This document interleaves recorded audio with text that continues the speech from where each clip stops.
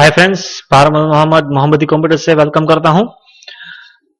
Previous video में edit part 1 में हमने देखा था कि 3 मेथड से हम यूजर के पास ये पा सकते हैं कि उसे कौन सा रिकॉर्ड एडिट करना था या फिर करना है। जो फर्स्ट मेथड मैंने बताई थी वो थी टेक्स्ट बॉक्स, दूसरी मेथड बताई थी वो थी क्वेरी लिंक, क्वेरी स्ट्रिंग, और दूसरी जो लास्ट मेथड मैंने बताई थी वो थी रेडियो बटन। अभी के लिए मैंने पेज 1 में जो लास्ट मेथड डिस्प्ले करवाई थी या फिर मैंने आपको सिखाई थी, रेडियो बटन की मदद से जो यूजर के जो कुछ भी आईडी होगा वो पेज 2 में हम ट्रांसफर करेंगे और यहाँ पे वो उसे हम डिस्प्ले करेंगे। उसमें हमने मेथड रखी थी पोस्ट, इसलिए हम यहाँ पे रख रहे हैं इको पोस्ट। एक बार देख लेते हैं जो कुछ भी यहाँ पे है उसका आउटपुट क्या आता है। देखिए यहाँ पे मैंने यूआरएल में आप देख सकते हैं, मैंने पेज 1 ऑलरेडी ओपन करके रखा हुआ है। फॉर एग्जाम्पल रिकॉर्ड नंबर 9 मुझे एडिट करना है, सिलेक्ट करूंगा, मैं सिंपली एडिट बटन पे क्लिक करूंगा तो मुझे यहाँ पे रिकॉर्ड नंबर 9 मिल जाएगा, उसका जो कुछ भी आईडी है। अब इस पेज में जो करंट एग्जिस्टिंग वैल्यू है, नाम है सरोज, सेकंड नेम है एस, फीमेल, हिंदी, गुजराती और उर्दू, ये सब कुछ यहाँ सेकंड पेज में मुझे प्रॉपर एलिमेंट में दिखाने का है। वो हम कैसे करेंगे उसके बारे में हम बात करते हैं। तो सबसे पहले MySQL का हम कनेक्शन करेंगे, MySQL_connect, local host, user name में रूट, पासवर्ड कुछ नहीं है। नेक्स्ट स्टेटमेंट होगा MySQL_database सिलेक्शन का, select_db, वो है टेस्ट, और बाद में हम करेंगे query create, select star from contact. यहाँ पे डबल कोट हम कंप्लीट नहीं करेंगे क्योंकि हमें सभी रिकॉर्ड्स नहीं चाहिए, हमें वेर पार्ट लिखना जरूरी है। Where id is equal to assumed value 3, यहाँ पे semicolon, dollar result is equal to MySQL_query में $s में जो हमने क्वेरी स्टोर की है वो। यहाँ पे काउंट वेरिएबल सिर्फ टेम्पररी काउंटिंग के लिए हमें रिकॉर्ड्स मिला है या नहीं, MySQL_num_rows dollar result echo dollar count. 1 display होना चाहिए क्योंकि हमने अभी 3 लिखा है, इसलिए रिफ्रेश करते हैं, एडिट पे क्लिक करते हैं, फटाला कुछ गलती हो गई है।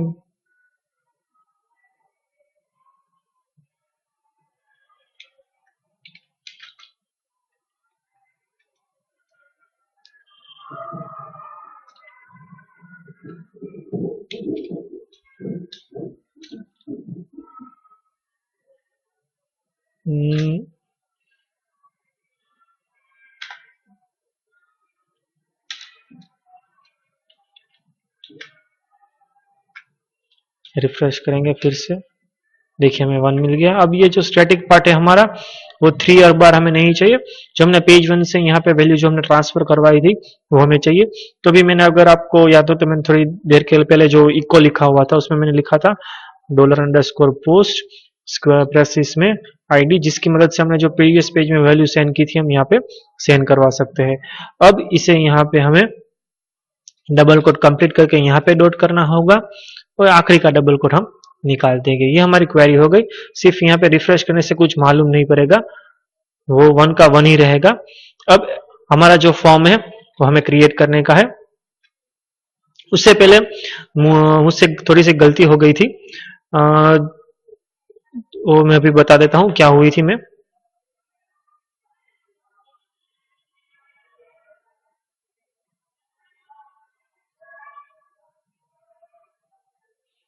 टेस्ट डेटाबेस में जो हमारा कंट्री है वो हमें एक्चुअली लास्ट वीडियो में मैंने यहाँ पे फिल नहीं लिया था, और लैंग्वेजेस का जो टेबल है वो मैंने बनाया नहीं है। तो उसके लिए हम इस कॉन्सेप्ट में दोनों कवर कर लेते हैं कि अगर रेडियो एरे से वर्कआउट करना है तो कैसे करेंगे और डेटाबेस में से वर्कआउट करना है तो कैसे करेंगे। लैंग्वेजेस है वो हम एरे कॉन्सेप्ट में करेंगे और जो कंट्री है वो डेटाबेस कॉन्सेप्ट में करेंगे। तो हम स्टार्ट करते हैं फॉर्म बनाने के लिए।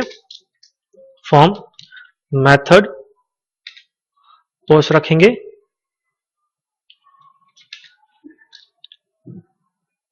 यूजर का जो आईडी है हमें विजिबल नहीं रखने का है, वो इसलिए हम हिडन रखेंगे। हिडन क्यों रखेंगे वो मैं भी बताऊंगा। बाद में। तो डायरेक्टली अभी के लिए हम लिखेंगे फर्स्ट नेम। मैं टेबल अभी के लिए नहीं ले रहा हूं, डायरेक्टली लिख रहा हूं। फॉर्मेटेड आउटपुट करने की अभी के लिए कोई जरूरत नहीं है। Name, FST name, BR, last name, दूसरा टेक्स्ट बॉक्स,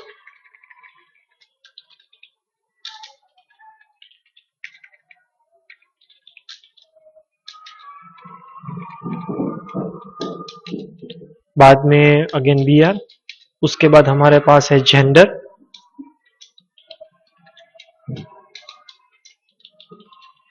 रेडियो बटन,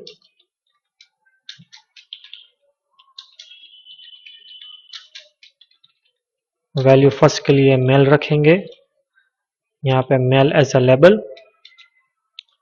एक दो स्पेस रख देते हैं। दूसरा रेडियो बटन फीमेल के लिए,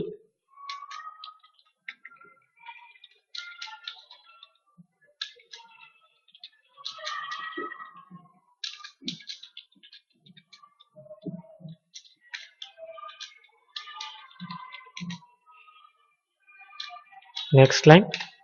अब हमें यहाँ पे ऐड करना है लैंग्वेजेस। तो यहाँ पे लैंग्वेजेस कितनी रखेंगे हम, वो तो हमारे पास फिक्स है नहीं है। तो जो कुछ भी हमें ऑप्शंस मल्टीपल यूजर को प्रोवाइड करने हैं तो आप डेटाबेस में से फेच कर सकते हैं या फिर उसका एरे बना सकते हैं। तो इसलिए मैं लैंग्वेज कभी के लिए एक एरे बना लेता हूँ। First language Hindi, Gujarati, English, French, Chinese,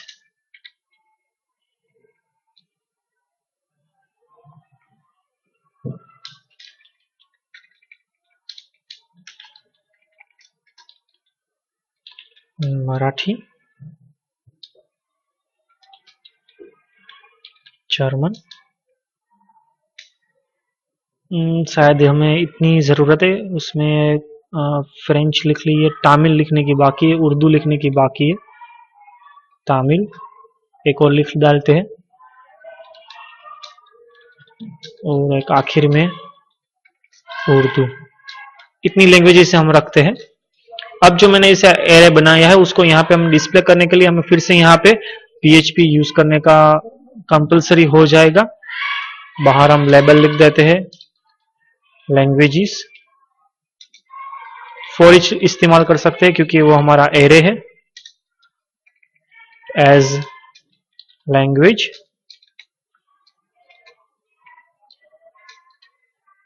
eco में हमारा चेकबॉक्स,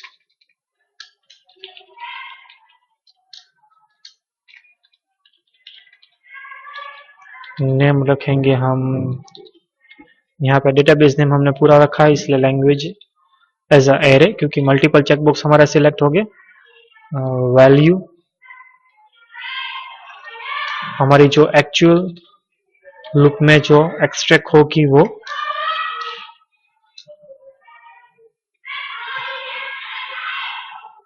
और उसके बाद जो एक्चुअल हमें आउटपुट में लेबल दिखाना है वो लैंग्वेज, सेमीकोलन।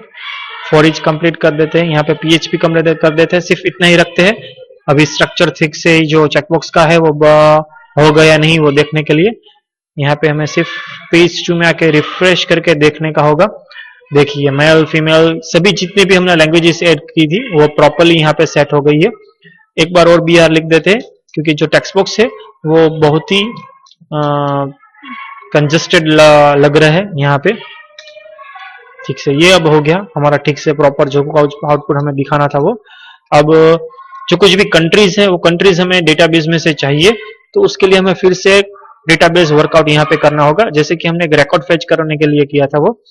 तो हमें यहाँ पे एक दूसरी क्वेरी लिखेंगे, सिलेक्ट स्टार फ्रॉम कंट्री, जो यहाँ पे हमने टेबल नेम रखा हुआ है कंट्री।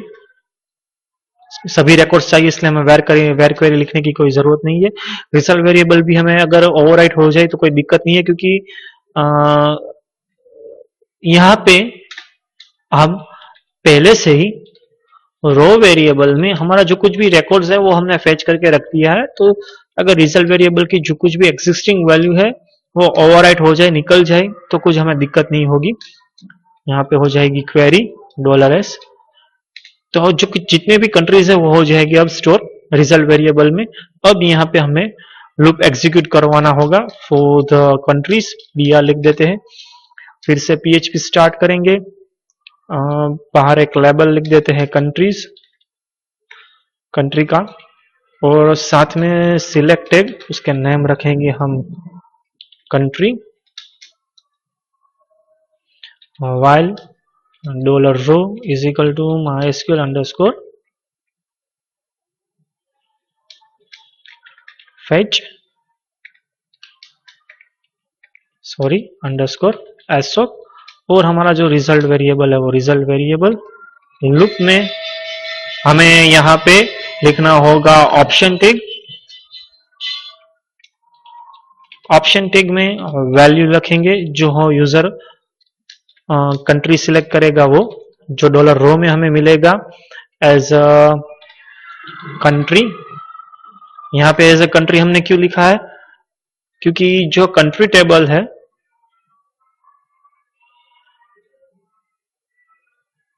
यहाँ पे हमने उसका नाम दिया है कंट्री, तो इसलिए यहाँ भी हम लिखेंगे कंट्री। फिर से $रो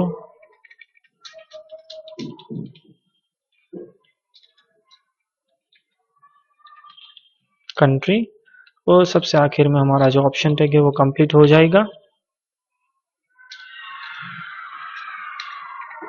और जो कुछ भी हमारा लूप है वो हम कंप्लीट करेंगे, PHP को कंप्लीट करेंगे, और जो हमारा सिलेक्ट टैग इनकम्प्लीट है वो इसे यहाँ पे कंप्लीट करेंगे। एक बार फिर से रिफ्रेश करेंगे, यहाँ पे देख लेते हैं सभी कंट्रीज हमारे पास अवेलेबल है। हाँ, बढ़िया हो गया हमारा काम। जितने भी कंट्रीज थे वो सब हमारे पास अब अवेलेबल हो गए हैं, जितने भी थे पूरे डेटाबेस के। अब हमें सबसे आखिर में यहाँ पे सिर्फ एक ही चीज बनाने की रह गई है, वो है हमारा submit button. Input type submit, value user को दिखाने के लिए यहाँ पे हम लिखेंगे सेव, नेम लिखेंगे सबमिट। अब जो फॉर्म टैग सबसे आखिर में इनकम्प्लीट है वो कंप्लीट करेंगे। ये हमारा बेसिक स्ट्रक्चर हो गया। और एक बात हम यहाँ पे फिर से एक्शन लिखेंगे, और एक्शन में हमें इस बार पेज कॉल करवाना है, नॉट द पेज 1 बट लेकिन पेज 3, जिसमें यूजर ने जो कुछ भी मॉडिफिकेशन किया है इस पेज में वो यहाँ पे स्टोर हो जाएंगे। अब यहाँ पे आप देख सकते हैं कि जो कुछ भी रिकॉर्ड्स है वो ब्लैंक रिकॉर्ड्स है। यहाँ पे अभी कुछ यूजर की जो पुरानी वैल्यूज थी टेबल की वो हमने डिस्प्ले यहाँ पे नहीं करवाई है, तो वो हमें यहाँ पे करवानी है। तो वो कैसे करेंगे, तो यहाँ पे फर्स्ट नेम में जैसे कि मैंने बेसिक PHP ट्यूटोरियल में बताया था कि आप यहाँ पे डिफॉल्ट वैल्यू लिख सकते हैं। देखिए यहाँ पे आप रिफ्रेश कीजिए तो डिफॉल्ट वैल्यू हमारे यहाँ पे आ गई है। तो ये डिफॉल्ट वैल्यू की जगह पे हम यहाँ पे दिखाएंगे एक मिस्टेक है। यहाँ पे मैंने लिया है रो वेरिएबल और यहाँ भी मैंने लिया है रो वेरिएबल, तो वो ठीक से नहीं होगा। तो यहाँ पे सिंपली मैं सी कर डालूंगा रो सी फॉर द कंट्री। तो अब कोई गलती नहीं है हमारी। रो वेरिएबल में हमने यहाँ पे क्या स्टोर करवाया है, यहाँ पे जो यूजर ने प्रीवियस पेज में से रिकॉर्ड आईडी सेंड किया था वो पोस्ट मेथड से हमने गेट कर लेके क्वेरी एग्जीक्यूट की। एक ही रिकॉर्ड हमारे फेच होगा या फिर एग्जीक्यूट होगी क्वेरी, वो एक रिकॉर्ड रिजल्ट वेरिएबल में स्टोर हुआ, वो उसे हमें फेच मेथड से एज अ सिंपल एरे में कन्वर्ट किया, और रो वेरिएबल में हमारा जो कुछ भी फुल रिकॉर्ड था वो हमें मिल गया है। तो यहाँ पे हम फिर से PHP स्टार्ट करेंगे, लिखेंगे $रो और उस फील्ड का टेबल नेम, सॉरी उस टेबल का फिल नेम हम लिखेंगे। कॉन्टेक्स्ट में आएंगे, कॉन्टेक्स्ट में यहाँ पे देख सकते हैं हमने यहाँ पे लिखा है एफ नेम एल नेम, तो यहाँ भी हम एफ नेम ही लिख डालते हैं, क्योंकि सभी जगह पे वरना क्या होगा, हमें याद रखना होगा कि PHP में हमने एफ नेम दिया है और MySQL में हमने FST नेम दिया है, ऐसा कुछ। तो सभी जगह पे हम एक ही नेम यूज करेंगे। यहाँ पे लिख डालता हूँ एफ नेम सेमी कॉलन, और जो PHP है वो हमारा कंप्लीट हो जाएगा। ये जो वैल्यू का ब्लॉक है वो हमने कॉपी करके यहाँ पे पेस्ट कर दिया, और जो यहाँ पे एफ नेम है वो यहाँ पे लिख डालेंगे एल नेम। यहाँ पे रिफ्रेश करेंगे, फिर से देखते हैं हमें डेटा टेबल की वैल्यू देखिए हमें मिल गई जैक और जे।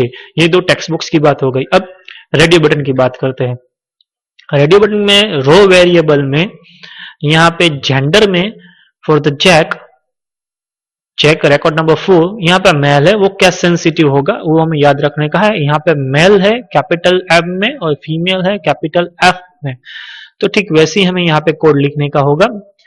यहाँ पे देखिए वैल्यू मैंने स्मॉल में लिखी है, तो नेक्स्ट टाइम वो प्रॉब्लम हो जाएगी, क्योंकि जो कुछ भी यहाँ पे हम वैल्यू लिखेंगे वो हमारे एक्चुअल टेबल में स्टोर होगी रेडियो बटन में। तो यहाँ पे हम कैपिटल कर डालते हैं।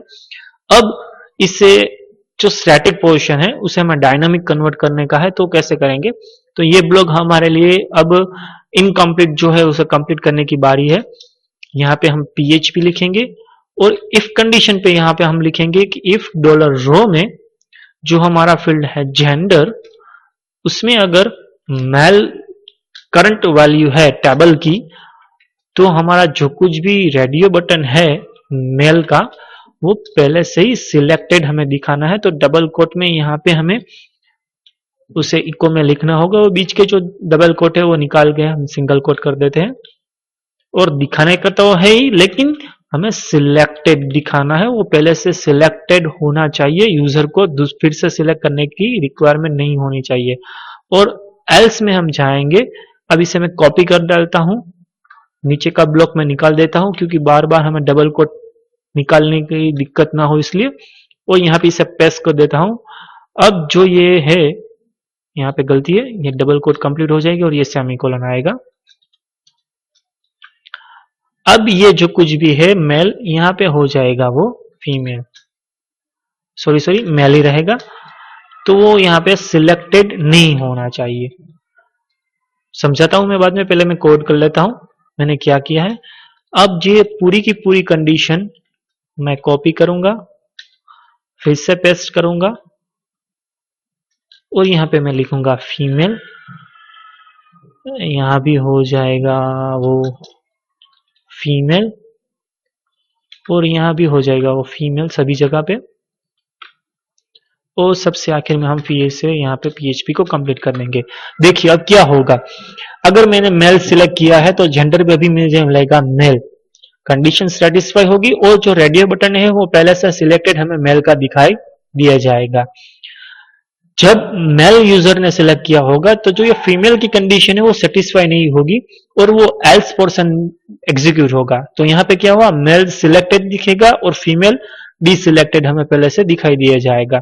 अगर डेटाबेस में जो कुछ भी रिकॉर्ड हमने फेच किया है वो फीमेल हुआ है, तो यहाँ पे क्या होगा, ये मेल की कंडीशन सेटिस्फाई नहीं होगी, तो रेडियो बटन हमें मेल का बिना सिलेक्टेड किया हुआ दिखेगा और फीमेल का जो है वो सिलेक्टेड किया हुआ दिखेगा। देख लेते हैं क्या होता है, रिफ्रेश करते हैं। सिर्फ यहाँ पे कुछ गलती हो गई है,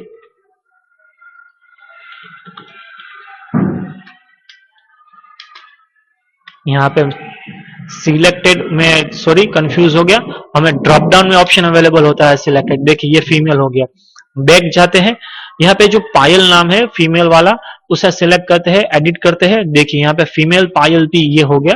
फिर से बैक जाते हैं, दूसरा कोई नाम, यहाँ पे ये लास्ट में जो मेल है वो देखिए यहाँ पे मेल पहले से हो गया।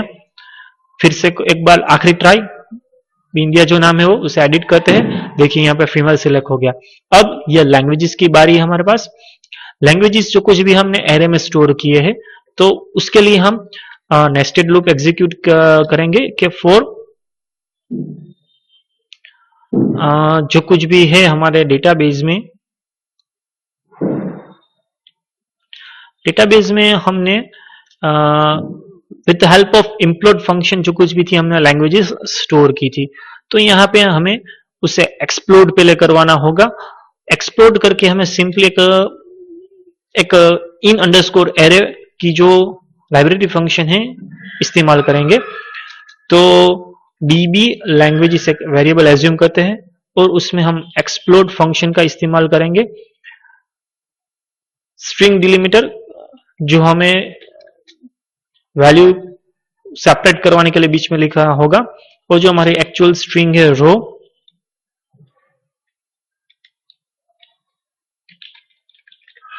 लैंग्वेजेस यहाँ पे इको लिख देते हैं db lang।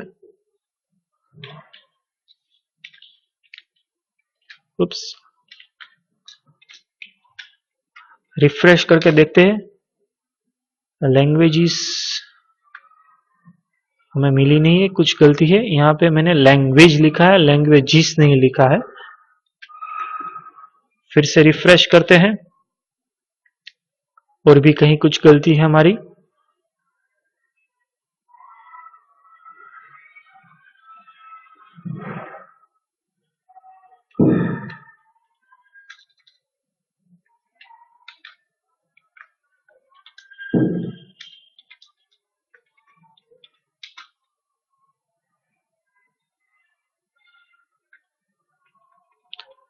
कुछ वेरिएबल स्पेलिंग मिस्टेक ही है शायद, ठीक से दिखाई नहीं रही। सॉरी, यहाँ पे सिर्फ इको मैंने लिखा है, आएगा यहाँ पे प्रिंट अंडरस्कोर आर, क्योंकि अब डीबी लैंग्वेज हो गया है एरे, सिली मिस्टेक। देखिए यहाँ पे एरे में कुछ हमें वैल्यू नहीं मिली है।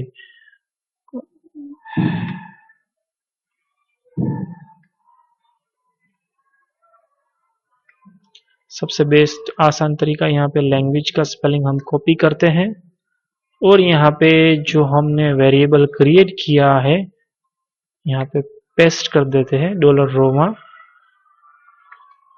फिर से यहाँ पे रिफ्रेश करते हैं। देखिए फ्रेंच, ग्रीक और मराठी, जो बिंदिया है उसकी लैंग्वेज है फ्रेंच, ग्रीक और मराठी। फ्रेंच, ग्रीक और मराठी हमें मिल गई है। डेटाबेस लैंग्वेजेस हमारे पास हो गई।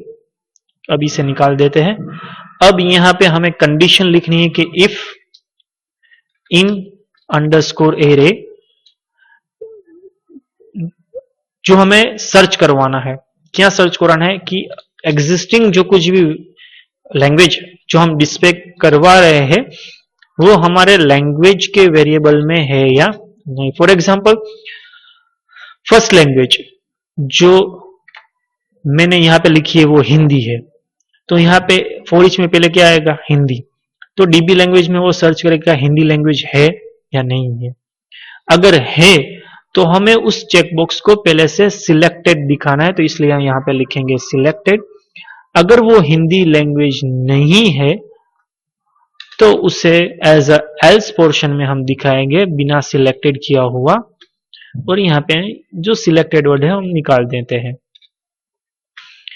फिर से डिस्कस करते हैं। देखिए यहाँ पे हमारी दूसरी लैंग्वेज है गुजराती, यहाँ पे आएगा फ्रेंच, ग्रीक और मराठी। यहाँ पे सेकंड एग्जीक्यूशन में मिलेगा हमें गुजराती, तो चेक करेगा जो गुजराती है वो डीबी लैंग्वेज में है नहीं है, तो वो गुजराती बिना सिलेक्टेड किया हुआ दिखा देगा लूप। तीसरी जो लैंग्वेज है वो यहाँ पे हमारी है गुजराती। जब गुजराती एग्जीक्यूट होगा तो यहाँ पे लैंग्वेज थर्ड एग्जीक्यूशन में चेक करेगा कि डीबी लैंग्वेज जो वेरिएबल हमने बनाया उसमें गुजराती भी नहीं है। एक पोर्शन आएगा जिसमें मिलेगा फ्रेंच, मराठी और तमिल, ऐसा कुछ। तो फ्रेंच लैंग्वेज जो हमारी डीबी लैंग्वेज में हाँ है, तो कंडीशन सेटिस्फाई होगी, और तब वो चेकबॉक्स को दिखाएगा विथ सिलेक्शन, पहले से चेक किया हुआ। देख लेते हैं वर्क होता है या नहीं। यहाँ पे रिफ्रेश कर देते हैं, सिलेक्शन को निकाल देते हैं, फिर से रिकॉर्ड को सिलेक्ट करके सबमिट करते हैं। सिलेक्शन नहीं हुआ है।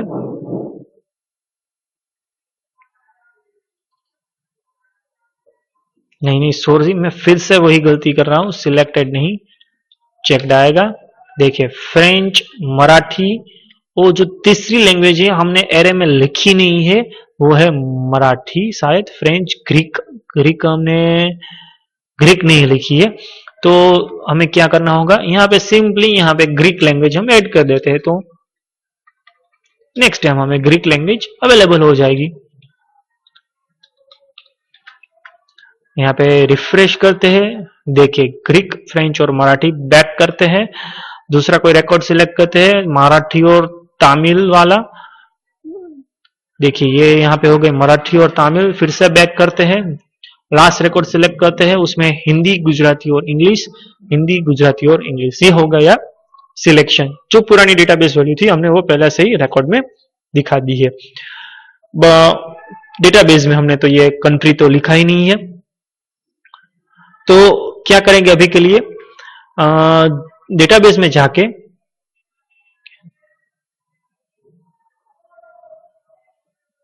पहले एक ऑस्ट्रेलिया नेम कॉपी करते हैं, कॉन्टेक्ट में जाके रैंडम सिलेक्शन करके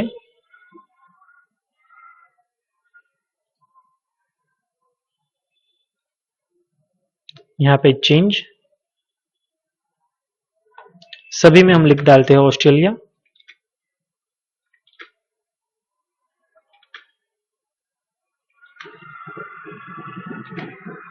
हो गया, यहाँ पे हो गया गो। देखिए ऑस्ट्रेलिया ऑस्ट्रेलिया ऑस्ट्रेलिया हमें मिल गया। फिर से कंट्री में जाके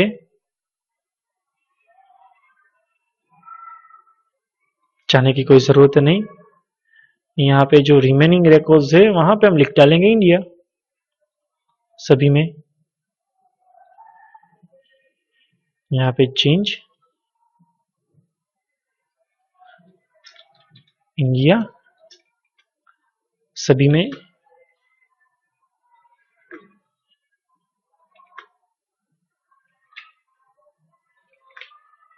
ये हो गया गो। देखिए सभी में इंडिया आ गया, सभी रिकॉर्ड्स में जितने भी रिकॉर्ड्स है 12 रिकॉर्ड सभी में हमें इंडिया अवेलेबल हो गया है। और जो दूसरी जो बात है, यहाँ पे हमने लैंग्वेज के बाद कंट्री से डिस्प्ले नहीं करवाया है। जो हमारा पेज वन है उसमें, तो उसमें भी हम डिस्प्ले करवा देते हैं, जिसकी मदद से हमें मालूम हो जाए कि कौन सा किसका कंट्री है, कंट्री। और यहाँ पे एक इको हम और बढ़ा देते हैं, यहाँ पे हो जाएगा कंट्री। पेज वन में मैं कर रहा हूं कंट्री। देखिए यहाँ पे एडिट पेज वन, और ये हमारा पेज टू है। रिफ्रेश करते हैं, बैक जाते हैं, यहाँ पे रिफ्रेश कंट्री। अब जो लास्ट रिकॉर्ड है उसमें इंडिया है। देखिए जो पुरानी वैल्यूज है वो एज इट इज सिलेक्टेड रही। अब यहाँ पे पहले से हमें इंडिया दिखाना है कंट्री में, तो उसका लॉजिक क्या होगा, सेम वही लॉजिक।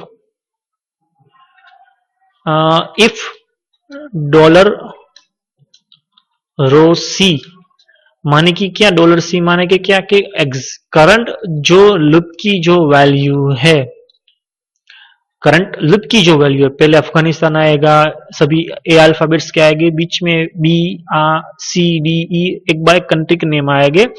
तो पैरेलली वो हमारी जो डेटाबेस वैल्यू है उसके साथ वो चेक करेगा।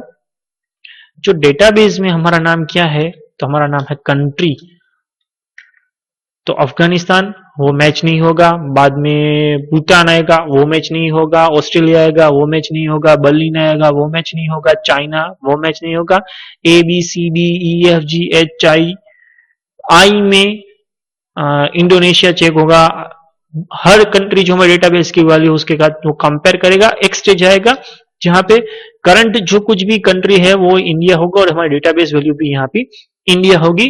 तब वो हमें ड्रॉप डाउन दिखाना है सिलेक्टेड, इसमें सिलेक्टेड आएगा। जल्दी में मैंने हर बार ऊपर सिलेक्टेड ही लिखा था, जो एक्चुअली में चेक होगा। अगर दूसरा कोई कंट्री है डेटाबेस में, जैसे कि फर्स्ट रिकॉर्ड ही मैंने अभी बोला कि वो शायद अफगानिस्तान है, तो हमें अफगानिस्तान इसका मतलब नहीं है कि दिखाना ही नहीं है, तो हम यहाँ पे एल्स करके लिखेंगे कि हमें उसे दिखाना है, लेकिन नॉट विथ अ सिलेक्शन, हमें उसे सिलेक्टेड नहीं दिखाना है। निकाल देते हैं, यहाँ पे रिफ्रेश करेंगे तो यहाँ पे देखिए यहाँ पे इंडिया हो गया। अब हमारा जो कुछ भी टेबल वैल्यूज थी यहाँ पे ऑस्ट्रेलिया करेंगे। लैंग्वेज है French Greek male, male French Greek Australia. देखिए यहाँ पे मेल फ्रेंच ग्रीक और ऑस्ट्रेलिया, सभी चीज हमारी कंप्लीट हो गई। जो कुछ भी पुरानी वैल्यूज थी हमने प्रॉपर एलिमेंट्स में वो डिस्प्ले कर दी है यूजर को। अब सिर्फ हमें उसे एडिट है, जो सेव बटन है उस पर जब यूजर क्लिक करेगा उसे सेव कर दे, कि जो कुछ भी प्रोसीजर है वो हमारी रह गई है। इस वीडियो में सिर्फ नहीं, जो नेक्स्ट पार्ट 3 है उसमें जो कुछ भी ये सिलेक्टेड है, अगर यूजर ने यहाँ पे चेंजेस कुछ किया है, जैसे यहाँ पे लिखा फॉर एग्जांपल, तो नई वैल्यूज के साथ पुरानी वैल्यूज वैसी की वैसी ही रहनी चाहिए। हम देखेंगे थर्ड पार्ट में। इस पार्ट में सिर्फ इतना ही।